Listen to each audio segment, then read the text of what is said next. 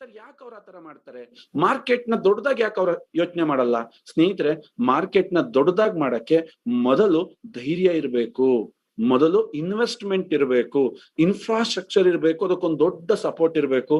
ಇವತ್ತು ಭಾರತದಲ್ಲಿ ನೆಟ್ವರ್ಕ್ ಮಾಡೋರು ಯಾರು ಸ್ನೇಹಿತರೆ? ಈ ಯಾವ್ದೋ ನೆಟ್ವರ್ಕ್ ಮಾರ್ಕೆಟ್ ಕಂಪ್ನಿ ಲೀಡರ್ ಆಗಿರ್ತಾನೆ, ಅವನಿಗೆ ಯಾರೋ ಒಬ್ರು ಸಾಫ್ಟ್ವೇರ್ ಕೊಟ್ಬಿಡ್ತಾರೆ, ಅವಷ್ಟು ಕಿತ್ತೋರೋ ಪ್ರಾಡಕ್ಟ್ ಮಾಡಕ್ ಅಷ್ಟು ಜನ ಇದಾರೆ, ತಂದು ಕೊಟ್ಬಿಡ್ತಾರೆ. ಇವನ್ನೆಲ್ಲ ಹಾಕಿಲ್ಲ ಯಾವ್ದೋ ಒಂದು ಡೆಸ್ಟಿನಿ, ಯಾವ್ದೋ ಒಂದು ಫ್ಲೇ, ಯಾವ್ದೋ ಒಂದು ನೆಗಿ, ಅಷ್ಟು ದುಬೈ, ಅಷ್ಟು ಸಿಂಗಾಪುರ್, ಥೈಲ್ಯಾಂಡ್ಗೆ ಅಂತ ಒಂದು ಆಫರ್ ಇಟ್ಬಿಟ್ರೆ ನಮ್ ಜನ ಏನ್ ಬೇಕಾದ್ರೂ ಮಾರ್ತಾರೆ. ಇವನ್ ಕಂಪ್ನಿ ಸಕ್ಸಸ್ ಆಗುತ್ತೆ. ಇವನಿಗೊಂದು 10 ಕೋಟಿನೋ 5 ಕೋಟಿನೋ 20 ಕೋಟಿನೋ ದುಡ್ಡು ಬೇಕಾಗತ್ತೆ. ಆಮೇಲೆ ಇವನೇ ಮುಚ್ತಾನೆ. ಯಾಕೆ? ಅದ್ರ ಮೇಲೆ ನೆಡ್ಸಕ್ ಇವನಿಗೆ ಆಸೆ ಇರಲ್ಲ. ಇದು ನಮ್ಮ ದೇಶದಲ್ಲಿ ನಡೆಯೋ ನೆಟ್ವರ್ಕ್ ಮಾರ್ಕೆಟ್ ನ ಕತೆ. ಯಾಕೆ ಫೇಲ್ ಆದ್ರು ಜನ? ಸ್ನೇಹಿತರೆ, ನೆಟ್ ಸರ್ಫ್ ಯೋಚನೆ ಮಾಡಿ. ನೆಟ್ ಸರ್ಫ್ ಇವತ್ತಿನ ಟರ್ನ್ ಓವರ್ ನ ಹತ್ತತ್ರ 450 ಕೋಟಿನ ನಾವು ಹೋದ ವರ್ಷ ಮುಗಿಸಿದೀವಿ. ಈ ವರ್ಷ 750 ಕೋಟಿ ಟರ್ನ್ ಓವರ್ ಗುರಿಯನ್ನ ಇಟ್ಕೊಂಡಿದೀವಿ. ನೆಟ್ ಸರ್ಫ್ 450 ಕೋಟಿ ಟರ್ನ್ ಓವರ್ ಮಾಡೋದ್ಕಿಂತ ಮುಂಚೆನೆ ನಮ್ಮ ನೆಟ್ ಸರ್ಫ್ ವರ್ತ್ ಏನಿದೆ ಅದು 40,000 ಕೋಟಿಗಿಂತ ಜಾಸ್ತಿ ಇದೆ. ಸಂಜಯ್ ಮಾಲ್ಪಾನಿ ಮತ್ತು ಸುಜಿತ್ ಜೈನ್ ಅವರು ನೆಟ್ ಸರ್ಫ್ ನೆಟ್ವರ್ಕ್ ಮೇಲೆ ಡಿಪೆಂಡ್ ಆಗಿಲ್ಲ ಸ್ನೇಹಿತರೆ. ಅವ್ರದೇ ಆಗಿರ್ತಕ್ಕಂಥ ಹಲವಾರು ಉದ್ಯಮಗಳಿದೆ ಸ್ನೇಹಿತರೆ. ಇವರ ಉದ್ದೇಶ ಏನಿತ್ತು? ಯಹಿ ಬಿಸ್ನೆಸ್ ಕರೆಗ ಅಮಾರ ಅವ್ರ ಅಗ್ಲಾ ಜನರೇಷನ್ ಟು ಜನರೇಷನ್ ಬಿಸ್ನೆಸ್ ಮಾಡಬೇಕು. ನೆಟ್ವರ್ಕ್ ಮಾರ್ಕೆಟ್ ಇಂದ ತುಂಬಾ ಏನಾದ್ರು ನಾವು ಬದಲಾವಣೆನ ಕೊಡಕ್ ಸಾಧ್ಯ ಅಂತ ಹೇಳಿ ಸ್ನೇಹಿತರೆ, ಈ ತರ ಒಂದು ಸ್ಟ್ರಾಂಗ್ ಬ್ಯಾಕ್ ಗ್ರೌಂಡ್ ನ ರೆಡಿ ಮಾಡಿ ಕಂಪನಿಗೆ ಬಂಡವಾಳವನ್ನ ಹಾಕಿ ಸ್ನೇಹಿತರೆ, ನಾನು ನಿಮಗೊಂದು ಮಾತು ಹೇಳ್ತೀನಿ. 20 ವರ್ಷದಿಂದ ನೆಟ್ ಸರ್ಫಿಗೆ ಹೋಗಿರೋದಲ್ಲ. ಯಾರು ಈಗ ಬರ್ತಾರೆ, ಈಗ ಯಾರ್ಯಾರು ಬಂದು 1 ತಿಂಗಳು 2 ತಿಂಗಳಲ್ಲಿ 3 ತಿಂಗಳಲ್ಲಿ ಕೆರಿಯರ್ ಸೆಟ್ ಮಾಡ್ಕೊಳಕ್ ಇಲ್ಲಿಗೆ ಬಂದಿದ್ದೀರೋ, ನಿಮಗೆಲ್ಲ ನೀವೆಷ್ಟು ಅದೃಷ್ಟವಂತರು ಅಂದ್ರೆ ಸ್ನೇಹಿತರೆ, this is called real platform. ನಾನ್ ಅದೇ ತರ ಸ್ನೇಹಿತರೆ ಯೋಚನೆ ಮಾಡಿದ್ದು. ನೆಟ್ ಸರ್ಫ್ ಪ್ಲಾಟ್ಫಾರ್ಮ್ ಇನ್ನೂ ಅವ್ರು ಓಪನ್ನೇ ಮಾಡಿಲ್ಲ. ಅಂತಹ ದೊಡ್ಡ ಪ್ಲಾಟ್ಫಾರ್ಮ್ ನ ಸ್ನೇಹಿತರೆ ಅವರು ಕ್ರಿಯೇಟ್ ಮಾಡಿದ್ದಾರೆ. ಸ್ನೇಹಿತರೆ, ನಾವೀಗ ಅರ್ಥ ಮಾಡ್ಕೋಬೇಕು ಅಂತಂದ್ರೆ, ಯಾವುದೇ ಒಂದು ನೆಟ್ವರ್ಕ್ ಮಾರ್ಕೆಟ್ ಕಂಪನಿನ ಮಾಡಬೇಕು ಅಂದ್ರೆ ಒಂದು ಸ್ಟ್ರಾಂಗ್ ಬ್ಯಾಕ್ ಗ್ರೌಂಡ್ ಇರಬೇಕು, ಒಂದು ದೊಡ್ಡ ಹಿನ್ನೆಲೆ ಇರಬೇಕು, ಒಂದು ದೊಡ್ಡ ಲೀಗಲ್ ಸಪೋರ್ಟ್ ಇರಬೇಕು, ಒಂದು ದೊಡ್ಡ ಫೈನಾನ್ಸ್ ಸಪೋರ್ಟ್ ಇರಬೇಕು. ಸ್ನೇಹಿತರೆ, ಅದೆಲ್ಲದೂ ಕೂಡ ನೆಟ್ ಸರ್ಫ್ ನ ಹಿಂದೆ ಇದೆ. ಜೊತೆಗೆ ನೆಟ್ವರ್ಕ್ ಮಾರ್ಕೆಟಿಂಗ್ ಅಲ್ಲಿ ಮೇಜರ್ ಆಗಿ ನಮ್ಗೆ ಇಂಪಾರ್ಟೆಂಟ್ ಅನ್ನೋದನ್ನ ನಾನು ಆ ಲೈನ್ಗಳಲ್ಲಿ ಸೇರಿಸ್ತಾ ಹೋಗ್ತೀನಿ ಸ್ನೇಹಿತರೆ. ಈಗ ಮೊದಲನೇದು ಪ್ರಾಡಕ್ಟ್ ಅಂತ ತಗೊಂಡ್ವಿ ಸ್ನೇಹಿತರೆ. ಬೇರೆ ನೆಟ್ವರ್ಕ್ ಮಾರ್ಕೆಟ್ಗಳು ದೇವು ಮತ್ತು ರಾಜು ಕರೆಕ್ಟ್ ಆಗಿ ಹೇಳಿ, ಟರ್ನ್ ಓವರ್ ಮಾಡಕ್ಕೋಸ್ಕರ ಪ್ರಾಡಕ್ಟ್ ಇಟ್ಟಿರ್ತಾರೆ, right or wrong? Turn over ಅವ್ರಿಗೆ ಉದ್ದೇಶ ಎಷ್ಟೇ ನೋಡ್ರಿ, ಜನ ಸಾಯ್ಲಿ ಗುರು, ಅವನ್ ಸತ್ತ ಅವನ್ ಸುಣ್ಣ ಬಟ್ಟೆ ಆಗ್ಲಿ. ಇದು ಎಷ್ಟು ಕಷ್ಟ ಆಗತ್ತೆ ನೋಡಿ. ನಾವು ಮೋಟಿವೇಟ್ ಮಾಡ್ತಾ ಇದ್ದೇವೆ ಇದಾದ ಆಸೆಗೋಸ್ಕರ. ಯಾರ್ಯಾರ್ದು ಕಂಪ್ನಿನಲ್ಲಿ ಅಂದ್ರೆ ಎಲ್ಲೋ ಟೈ ಅಪ್ ಮಾಡ್ಕೊಂಡ್ಬಿಡ್ತಾರೆ.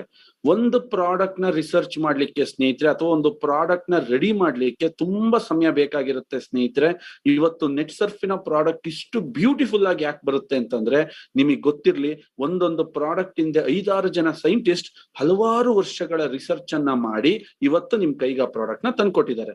ಅದರ ಪರಿಣಾಮ ಇವತ್ತು ನೆಟ್ ಸರ್ಫ್ ಅಲ್ಲಿ ಯಾವುದೇ ಒಬ್ಬ ಕಸ್ಟಮರ್, ದೇವಕುಮಾರ್ ಅವರು ಒಂದು ಮಾತು ಹೇಳ್ತಾ ಇದ್ರು, 2012ರಲ್ಲಿ ಪ್ರಾಡಕ್ಟ್ ಕೊಟ್ರು, ತುಂಬಾ ಚೆನ್ನಾಗಿತ್ತು. ಅವತ್ತೇ ನೆಟ್ ಸರ್ಫ್ ಅಂದ್ರೆ ಪ್ರಾಡಕ್ಟ್ ಸೂಪರ್ ಅನ್ನೋದು ನನ್ನ ತಲೆಯಲ್ಲಿ ಫೀಡ್ ಆಯ್ತು ನೋಡಿ. ಅವ್ರಿಗೆ ಪ್ಲಾನ್ ಗೊತ್ತಿಲ್ಲ, ಏನು ಗೊತ್ತಿಲ್ಲ, ಅದು ಸೆಕೆಂಡ್ ಅದು ಸ್ನೇಹಿತರೆ.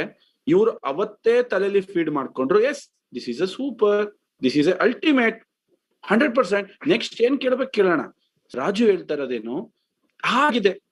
ರಾಜು ಮಾರ್ತಾ ಇದ್ದಾನೆ, ನಾನ್ ಕೊಡ್ತಾ ಇದ್ದೀನಿ. ರಾಜು ನನ್ನ ಹತ್ರ ಪ್ರಾಡಕ್ಟ್ ತಗಂತ ಇದ್ದಾನೆ, ಲಾಕ್ ಆದಾಗ ರಾಜುದು ಮೂಗದ್ ಮುದ್ರೆ ಬಾಯಿ ಹೆಂಗ್ ಬಿಡ್ತಾನೆ ಅಂತ ನನಗೆ ಗೊತ್ತಾಯ್ತಲ್ಲ. ನಾನ್ ರಾಜುಗೆ ಹೇಳ್ತೀನಿ, ಕೊಡಕ್ ಆಗಲ್ಲ ಗುರು, ಜಾಸ್ತಿ ಆಗತ್ತೆ, ಏನ್ ಮಾಡ್ತೀಯ ಅಂತೀನಿ. ಅವಾಗ ರಾಜು ತಲೆ ಹೋಗ್ತಿರುತ್ತೆ. ರಾಜು ಅವಾಗ ಕೊಡ್ತಾನೆ, ಕೊಡ್ಬೇಕಾದ ಪ್ಲಾನ್ ಚೇಂಜ್ ಮಾಡ್ತಾನೆ. ಯಾಕೆ? ಅಷ್ಟು ಇನ್ಕಮ್ ಕೊಡಕ್ಕೆ ಬರಲ್ಲ. ಈ ತರ ಮಾಡೇ ನಮ್ಮ ಜೀವನನ ಹಾಳು ಮಾಡ್ತಾರೆ ಸ್ನೇಹಿತರೆ. ನೆನ್ಕೊಳ್ಳಿ, ಕಂಪ್ನಿ ಸ್ಟೆಬಿಲಿಟಿ. ನೆಟ್ ಸರ್ಫ್ ಏನ್ ಮಾಡ್ತು ಸ್ನೇಹಿತರೆ, ಮೊದಲು ನನಗೆ ಲೀಡರ್ ಬೇಡ, ನೀವ್ ಯಾರು ಬರ್ಲೇಬೇಡ್ರಿ ಅಂದ್ರು, ಯಾರು ಲಾಗಿನ್ ಆಗ್ಬೇಡ್ರಿ ಸ್ನೇಹಿತರೆ. ನೆಟ್ ಸರ್ಫ್ ಹುಟ್ಟಿದಾಗ ನಾನೊಂದಿನ ಆಚೆಗಡೆ ಒಂದೇ ಒಂದು ಲಾಗಿನ್ ತರಬಾರ್ದು ಅಂತ. ಯಾಕೆಂದ್ರೆ ಸ್ನೇಹಿತರೆ, ನೆಟ್ ಸರ್ಫಿಗೆ ಟರ್ನ್ ಓವರ್ ಬೇಕಾಗಿರ್ಲಿಲ್ಲ. ನೆಟ್ ಸರ್ಫಿಗೆ ಒಂದು ಸದೃಢವಾದ ಎಕ್ಸ್ಪೀರಿಯನ್ಸ್ ಟೀಮ್ ಫಸ್ಟ್ ಪೂನಾದಲ್ಲಿ ಬರ್ಬೇಕು. ಆನಂತರ ಏನ್ ಮಾಡಿದ್ರು ಸ್ನೇಹಿತರೆ, ಅವರು 4 ಜಿಲ್ಲೆಗಳನ್ನ ಆಡ್ ಮಾಡಿದ್ರು, ಪೂನಾ ಜೊತೆಗೆ 4 ಜಿಲ್ಲೆ. ಆ ನಂತರ ಮಹಾರಾಷ್ಟ್ರನ ಫುಲ್ ಆಡ್ ಮಾಡಿದ್ರು, ಆ ನಂತರ ಗುಜರಾತ್ನ ಆಡ್ ಮಾಡಿದ್ರು. ಆ ನಂತರ ಸ್ನೇಹಿತರೆ 2012ರ ನಂತರ ಆಲ್ ಓವರ್ ಇಂಡಿಯಾದ ಪ್ರತಿಯೊಂದು ಜಿಲ್ಲೆಯಲ್ಲೂ ಬಿಸ್ನೆಸ್ ಮಾಡಿ ಅಂತ ಹೇಳಿದ್ರು ಸ್ನೇಹಿತರೆ. ಯಾಕೆ ಇದನ್ನ ಕ್ವಿಕ್ ಬಕ್ ಅಂತ ಮಾಡಕ್ಕಾಗಲ್ಲ ಸ್ನೇಹಿತರೆ. Is a process. ಕೆಲವ್ರ ತಲೆಯಲ್ಲಿ ಏನ್ ತಿಳ್ಕೊತಾರ ಗೊತ್ತಾ ರಾಜು, 20 ವರ್ಷದ ಕಂಪ್ನಿಲಿ ನಮಗೆ ಏನ್ ಕಿತ್ತಾಕಕ್ಕಾಗತ್ತೆ ಅಂತಾರೆ. ಎಷ್ಟು ಹಳೆ ಕಂಪ್ನಿಗೆ ಹೋಗ್ತಿವೋ ನಮ್ಮ ಅಷ್ಟು ಸದೃಢವಾದ ಭವಿಷ್ಯ ಆಗತ್ತೆ. ನೋಡಿ ಸಿಂಪಲ್ ಡಿಫರೆನ್ಸ್, ಅವ್ರಿಗೆ ಅರ್ಥಕ್ಕೂ ನಮ್ಮ ಅರ್ಥಕ್ಕೂ ಇಷ್ಟೇ ಸ್ನೇಹಿತರೆ. ಎಷ್ಟು ಹಳೆ ಕಂಪ್ನಿಗೆ ಹೋಗಿರ್ತೀವೋ ಅಷ್ಟೇ ಎಕ್ಸ್ಪೀರಿಯನ್ಸ್, ಅಷ್ಟೇ ಸ್ಟೆಬಿಲಿಟಿ ಇರುತ್ತೆ. ಇವತ್ತು ನಮ್ಮೆಲ್ಲರ ಪುಣ್ಯ ಸ್ನೇಹಿತರೆ, 21 ವರ್ಷ ಸಕ್ಸಸ್ಫುಲ್ ಆಗಿ ಕಂಪ್ನಿ ಕಂಟಾಮಿನೇಟ್. ಕೆಲವ್ರು ಏನ್ ಮಾಡ್ತಾರೆ ಸ್ನೇಹಿತರೆ, ಸ್ಪೈರುಲಿನಾ, ಮರಿಂಗಾ, ಆಮೇಲೆ ಎಂತದ್ದು ಪ್ರಾಡಕ್ಟ್ ಗಳನ್ನ ಹೆಂಗ್ ಅಮರ್ಸ್ತಾರೆ ಗೊತ್ತಾ ಅವರು. ಬ್ರೆಜಿಲ್ ಇಂದ ಬರುತ್ತೆ, ದಕ್ಷಿಣ ಅಮೆರಿಕದ ಅಮೆಜಾನ್ ಫಾರೆಸ್ಟ್ ಒಳಗಿಂದ ಬರುತ್ತೆ ಅಂತಾರೆ. ಅದು ಇಲ್ಲೇ ಕಲಾಸಿಪಾಳ್ಯದಲ್ಲಿ ತುಂಬ್ತಿರ್ತಾರ ಅದನ್ನ. ಸಿಂಪಲ್. ಓಕೆ, ಇದು ಹಿಮಾಲಯ ಪರ್ವತದ ತಪ್ಪಲಿಂದ ಬೆಳೆಯೋ ಹೂವು ಅಂತಾರೆ. ನೋಡಿರನ್ ಯಾವನು ಹೋಗ್ ಕೇಳಿರನ್. ಬ್ರೆಜಿಲ್ ಕಾಡಲ್ಲಿ ಬಿಡುವಂತಹ ಆ ಹಣ್ಣಿನ ರಸ ಅಸೈಬರಿ ಜ್ಯೂಸ್ ಅಂತಾರೆ.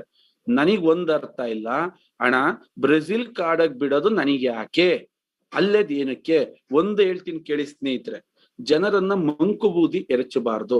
ನಮ್ ಕಂಪ್ನಿ ನೋಡ್ರಿ ಪ್ರಾಡಕ್ಟ್ ಹೆಂಗಿದಾವೆ. ನೆಟ್ ಸರ್ಫ್ ಅಲ್ಲಿ ನಾವ್ ಎಕ್ಸ್ಟೆಮ್ ರಿಚ್ ಹೇಳ್ತೀವಿ, ಅದಕ್ಕೆ ಏನ್ ಹಾಕಿದೀವಿ? ಶತಾವರಿ ಹಾಕಿದೀವಿ. ಶೇತಲ್ ಏನ್ ಹಾಕಿದೀವಿ? ನಿಮ್ ಸಗಣಿಲಿರೋ ಬ್ಯಾಕ್ಟೀರಿಯಾ, ನಿಮ್ಮನೆ ಕೊಟ್ಟಿಗೆಲಿ ಸಗಣಿಲಿ ಯಾವ ಬ್ಯಾಕ್ಟೀರಿಯಾ ಐತೋ ಅದನ್ನೇ ಕ್ಲೀನ್ ಆಗಿದ್ರಲ್ಲಿ ನಾವು ಪ್ರೋಸೆಸ್ ಮಾಡಿ ಹಾಕಿದೀವಪ್ಪ. ನಾನೇನ್ ಇದನ್ನ ಮಂಗಳ ಗ್ರಹದಿಂದ ತಂದೀನಿ ಅಂತ ನಾನು ಹೇಳಲ್ಲ. ಸರ್ ಕಾಲ್ ಹೊಡೆದಿದ್ಕೆ ಏನ್ ಹಾಕ್ತೀರಾ? Crack cream. ಅದಕ್ಕೆ ಏನ್ ಹಾಕಿದೀರಾ? ನಿಮ್ಮೂರ್ ಸುತ್ತಮುತ್ತ ಸಿಗದ್ನೆ ಮೆಡಿಸನ್ ಹಾಕಿ. ನೀಮ್ ಅಂಡ್ ಟರ್ಮರಿಕ್, ಬೇವಿನ ಸೊಪ್ಪು ಮತ್ತು ಅರಿಶಿನ ಅರ್ದು ಕ್ರೀಮ್ ಮಾಡಿದೀನಿ. ಟರ್ಮರಿಕ್, ಅಲೋವೆರಾ ಮತ್ತು ಟರ್ಮರಿಕ್ ಅರ್ದು ಕ್ರೀಮ್ ಮಾಡಿದೀನಿ. ಅಶ್ವಗಂಧ ಹಾಕಿದೀನಿ ನ್ಯಾಚುರೋಮೋರ್ಗೆ. ಒಮೆಗಾ 3 DHA ಹಾಕಿದೀನಿ. ಕೊಲೆಸ್ಟ್ರಾಲ್ ಆಡ್ ಮಾಡಿದೀನಿ. ನಾನು ಏನೇನು ಸ್ನೇಹಿತರೆ, ಈ ಮರಳು ಮಾಡ್ತಕ್ಕಂತ ಕೆಲ್ಸದ ಮೇಲೆ ಒಂದೊಂದು ಪ್ರಾಡಕ್ಟ್ ಇಟ್ಕೊಂಡು ನಮ್ ಜೊತೆ ಆಟ ಆಡ್ಬಿಡ್ತಾರೆ ಸ್ನೇಹಿತರೆ. ಒಂದೊಂದು ಪ್ರಾಡಕ್ಟ್. ನೆಟ್ ಸರ್ಫ್ ಆತರ ಮಾಡಿಲ್ಲ ಸ್ನೇಹಿತರೆ. ನೆಟ್ ಸರ್ಫ್ ಅಲ್ಲಿರೋ ಪ್ರಾಡಕ್ಟ್ ಅನ್ನ ಎಷ್ಟು ವಿಶಾಲವಾದ ಬ್ರ್ಯಾಂಡ್ ಅಲ್ಲಿ ಅಗ್ರಿಕಲ್ಚರ್ ಸ್ನೇಹಿತರೆ, ಭಾರತದಲ್ಲಿ 66% ಬಿಸ್ನೆಸ್ ಮಾಡುತ್ತೆ. ಗುರ್ತಾಕೊಳ್ಳಿ, ಪೆನ್ನು ಪೇಪರ್ ತಗೊಂಡು ಗುರ್ತಾಕೊಳ್ಳಿ. It's a very big business platform agriculture. ಯಾವ ಆಟೋಮೊಬೈಲ್, ಯಾವ ಐರನ್, ಯಾವ ಗಾರ್ಮೆಂಟ್ಸ್ ಅದ್ರ ಮುಂದೆ 66% ವ್ಯವಹಾರ ನಡೆಯುತ್ತೆ ಅಗ್ರಿಕಲ್ಚರ್ ಅಲ್ಲಿ ಸ್ನೇಹಿತರೆ. ಅಗ್ರಿಕಲ್ಚರ್ ಬ್ಯೂಟಿ ಏನು ಸ್ನೇಹಿತರೆ, ಇವತ್ತಿದ್ದಕ್ಕೆ ಮತ್ತೆ ದಿನ ತಿನ್ಬೇಕು, ದಿನ ಖಾಲಿ ಆಗುತ್ತೆ. ಒಬ್ಬ ವ್ಯಕ್ತಿ ತನ್ನ ಜೀವಿತಾವಧಿನಲ್ಲಿ ಅತ್ಯಂತ ಹೆಚ್ಚು ತಿನ್ನದೆ ಫುಡ್. ಒಪ್ಕೋತೀರಾ ದೇವು? ಒಪ್ಕೋತೀರಾ? ಇದು ತಾನೆ. ಒಬ್ಬ ವ್ಯಕ್ತಿ ನಿನ್ ಮುಂದೆ ನಡೆದಾಡ್ತಾನೆ ಅಂತಂದ್ರೆ ಅವನ ಜೀವಿತಾವಧಿನಲ್ಲಿ ಲಕ್ಷಾಂತರ ರೂಪಾಯಿ ಆಹಾರ ತಿಂತಾನೆ. ಅಂತ ಆಹಾರನ ಬೆಳೆಯಕ್ ಬೇಕಾಗಿರೋ ಗೊಬ್ಬರನ, ಅದಕ್ ಬೇಕಾಗಿರ್ತಕ್ಕಂತ ಉತ್ಪನ್ನ ನಾನು ಕೊಟ್ರೆ ಎಂತ ದೊಡ್ಡ ಬಿಸ್ನೆಸ್ ಅಲ್ಲಿ ಇದೀನಿ Devu. Thinking of Net Surf. ಯೋಚನೆ ಮಾಡಿ ಬಾಸ್, ಯೋಚನೆ ಮಾಡಿ. ನೆಟ್ವರ್ಕ್ ಅಂದ್ರೆ ಸುಮ್ನೆ ಜನ ಸೇರ್ಸೋದ್ ದಂಧೆ ಅಲ್ಲ.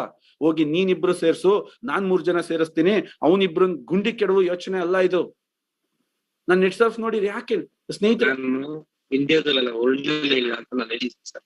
ಇನ್ನೊಂದು ಗುಡ್ ನ್ಯೂಸ್ ಏನಂದ್ರೆ, ನನ್ನ ಸುಮಾರು ಕಂಪ್ನಿ ಮೀಟಿಂಗ್ಸ್ ಹೋಗಿದೀವಿ ಮುಂಚೆ ಎಲ್ಲ. ಡಿಫರೆನ್ಸ್ ಬಿಟ್ವೀನ್ ಮೋದಿಕೇರು, RCM, ವೆಸ್ಟೀಜ್, ಆನ್ವೇ ಈ ತರ ಎಲ್ಲ ಚಾರ್ಟ್ ಬರ್ದ್ಬಿಟ್ಟು ಡಿಫರೆನ್ಸ್ ತೋರಿಸ್ತಾರೆ. ಬಟ್ ಅಲ್ಲಿ ನಮ್ ನೆಟ್ ಸರ್ಫ್ ನ ಕಂಪ್ನಿ ಹೆಸರೇ ಬರಲ್ಲ ಸರ್. ಅಲ್ಲಿ ಹೆಸರು ಯಾಕೆ ಬರಲ್ಲ ಅಂದ್ರೆ, ಎಕ್ಸಾಂಪಲ್ ಹೇಳ್ತೀನಿ. HR ಮಂಜುನಾಥ್ ಸರ್ ಜೊತೆ ಬೆಂಗಳೂರಲ್ಲಿ ಅಣ್ಣಮ್ಮ ದೇವಸ್ಥಾನ ಎದುರುಗಡೆ ಒಂದು ಮೀಟಿಂಗ್ ಅಲ್ಲಿದೆ. ಅಲ್ಲಿ ಓಕೆ ಲೈಫ್ ಒಂದು ಪ್ಲಾನ್ ಗೆ ಯಾರೋ ಲೀಡರ್ ಕರೆದಿದ್ರು, ಹೋಗಿದ್ವಿ ನಾವು ಮಂಜು ಸರ್. ಆ ಕಂಪ್ನಿ ಲಾಂಚ್ ಆದಾಗ, ಹೊಸ ಕಂಪ್ನಿ ಅದು ಲಾಂಚ್ ಆದಾಗ ಹೋಗಿದ್ವಿ. ಅಲ್ಲಿ ಎಲ್ಲಾ ಕಂಪ್ನಿದು ಇತ್ತು except Net Surf. Net Surf ಏನಾದ್ರು ಅಲ್ಲಿ ಹಾಕಿದ್ರೆ ಎಲ್ಲಾ ಕಂಪ್ನಿನೂ ಫೇಲ್ಯೂರ್ ಹೋಗುತ್ತೆ ಸರ್.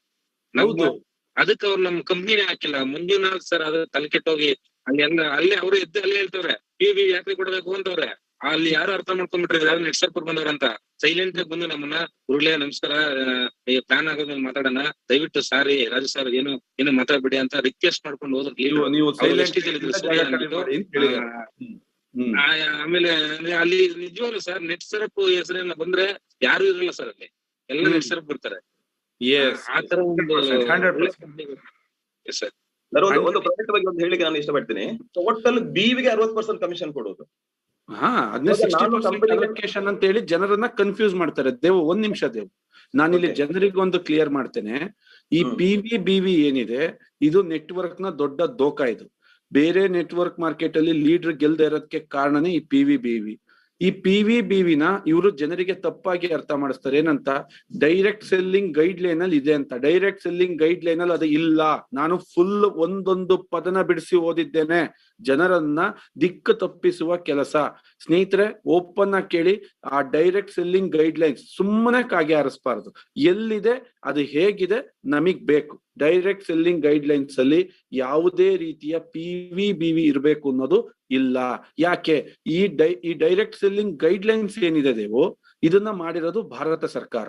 ಭಾರತ ಸರ್ಕಾರ ಮಾಡ್ಬೇಕಾದ್ರೆ ಭಾರತ ಸರ್ಕಾರಕ್ಕೆ ಫಸ್ಟ್ ಆಫ್ ಆಲ್ PVBV ಅಂದ್ರೆ ಗೊತ್ತಿಲ್ಲ. ಯಾಕೆಂದ್ರೆ ನಾವು ಇರೋದು ಭಾರತದಲ್ಲಿ, ನಮ್ಮಲ್ಲಿ ವ್ಯವಹಾರಕ್ಕೆ ನಮ್ಮ ರುಪಿ ಇದೆ. ಓಕೆ, ಆ ರುಪಿಯಲ್ಲಿ ನಾವು ವ್ಯವಹಾರ ಮಾಡಬೇಕು. ಎಕ್ಸಾಂಪಲ್, ಒಂದು ಸಾಫ್ಟ್ವೇರ್ ಕಂಪನಿ ತನ್ನ ಪ್ರಾಫಿಟ್ ನ ರುಪೀಸ್ ಅಲ್ಲಿ ಹೇಳುತ್ತೆ, ತನ್ನ ಎಂಪ್ಲಾಯೀಸ್ಗೆ ರುಪೀಸ್ ಅಲ್ಲಿ ಸ್ಯಾಲ್ರಿ ಕೊಡುತ್ತೆ. ಅದೇ ತರ ಒಬ್ಬ ಹಣ್ಣಿನ ವ್ಯಾಪಾರಿ ಹಣ್ಣನ್ನು ತರದು ದುಡ್ಡು ಕೊಡ್ತಿರ್ತಾನೆ, ಅದೇ ದುಡ್ಡಲ್ಲಿ ಕಸ್ಟಮರ್ ಕೊಡ್ತಾನೆ. ಎಲ್ಲೂ ಇಲ್ಲದ PVBV ನೆಟ್ವರ್ಕ್ ಮಾರ್ಕೆಟ್ ಎಲ್ಲ ಯಾಕೆ ಅಂದ್ರೆ ನಮ್ಮನ್ನ ಹಾಳು ಮಾಡಕ್ಕೆ. ಸ್ನೇಹಿತರೆ, ಅರ್ಥ ಮಾಡ್ಕೊಳ್ಳಿ, ಈ PVBV ಇದೆಯಲ್ಲ, ಇದು ಒಂದು ದೊಡ್ಡ ದಂಧೆ. ಇದು ಎಕ್ಸಾಂಪಲ್ ನಾನು ಸ್ಟಾರ್ಟಿಂಗ್ ಹೇಳಿದೆ ಸ್ನೇಹಿತರೆ, ದೇವು ಬಹಳ ಚೆನ್ನಾಗಿ ಅದನ್ನ ಬಿಡಿಸಿ ಹೇಳಿದ್ರು. Net Surf network. ಸ್ನೇಹಿತರೆ, ನೆಟ್ ಸರ್ಫ್ ನ ಬಂಡವಾಳ ಹಾಕಿ ನೆಟ್ ಸರ್ಫ್ ಅವರು ತುಂಬಾ ಚೆನ್ನಾಗಿ ಮಾಡಿದ್ದಾರೆ. ನೆಟ್ವರ್ಕ್ ನ ಬಿಲ್ಡ್ ಮಾಡಿರೋದು ನಾವು. ಸ್ನೇಹಿತರೆ, ದೇವು ಟೀಮ್ ಕಂಪನಿಗೆ ಬಹಳ ಚೆನ್ನಾಗಿ ಗೊತ್ತಿರುತ್ತೆ. ಫಾಸ್ಟ್ ಮೂವಿಂಗ್ ಪ್ರಾಡಕ್ಟ್ಸ್ ಅಂತ ಇರ್ತವೆ ಸ್ನೇಹಿತರೆ. ಈಗ ಒಂದು ಕಂಪ್ನಿನಲ್ಲಿ 200 ಪ್ರಾಡಕ್ಟ್ ಇದ್ರು 200 ಮೂವ್ ಆಗಲ್ಲ ಅಲ್ವಾ ದೇವು? ಖಂಡಿತ. ಈಗ ನಮ್ ನೆಟ್ ಸರ್ಫ್ ಅಲ್ಲೇ ದೇವು ಪ್ರಾಡಕ್ಟ್ ಇದಾವೆ, ಕಸ್ಟಮರ್ಸ್ ಅಲ್ಲಿ ಕೈಯೂ ಹಾಕಲ್ಲ. ಸ್ನೇಹಿತರೆ, ಅರ್ಥ ಮಾಡ್ಕೊಳ್ಳಿ, ನೆಟ್ ಸರ್ಫ್ ಅಲ್ಲೂ ಕೂಡ ಕೆಲವು ಕಿಂಗ್ ಪ್ರಾಡಕ್ಟ್ಸ್ ಬರ್ತವೆ. 1,00,000ದಲ್ಲಿ 90,000 ಅವೇ ಜಾಸ್ತಿ ಬಿಲ್ ಆಗ್ತವೆ. ಕಂಪ್ನಿಗಳು ಏನ್ ಮಾಡ್ಬಿಡ್ತಾರೆ, ಈ ಫಾಸ್ಟ್ ಮೂವಿಂಗ್ ಪ್ರಾಡಕ್ಟ್ PVBV ನ ಕಮ್ಮಿ ಮಾಡ್ಬಿಡ್ತಾರೆ. ಅದರ ಅರ್ಥ ಟರ್ನ್ ಓವರ್ ನೀವು ಜಾಸ್ತಿ ತರ್ತೀರಾ, ಲಕ್ಷಗಟ್ಲೆ ಕೋಟಿಗಟ್ಲೆ ತರ್ತೀರಾ, ಆದ್ರೆ ಇನ್ಕಮ್ ಬರೋದೇ ಇಲ್ಲ. ಇದನ್ನ ಸಿಂಪಲ್ ಆಗಿ ಹೇಳ್ಬೇಕು ಅಂದ್ರೆ ಪುಕ್ಷಟ್ಟೆ ದನ ಕಾಯಿಸೋ ಪ್ರೋಗ್ರಾಮ್ ಅಂತ ಹೇಳ್ತೀನಿ ದೇವು. ನಾವು ಕಟ್ಟಿದ ನೆಟ್ವರ್ಕ್ ಅಲ್ಲಿ, ನಾವು ಮಳೆ ಗಾಳಿಯಲ್ಲಿ ಬೈಕ್ ಅಲ್ಲಿ ಓಡಾಡ್ಕೊಂಡು ಕಟ್ಟಿದಂತ ಟೀಮ್ ಅಲ್ಲಿ ಅವರು ದುಡ್ಡು ಮಾಡ್ತಾರೆ. ಏನಂತೀರಾ ದೇವು ನೀವು?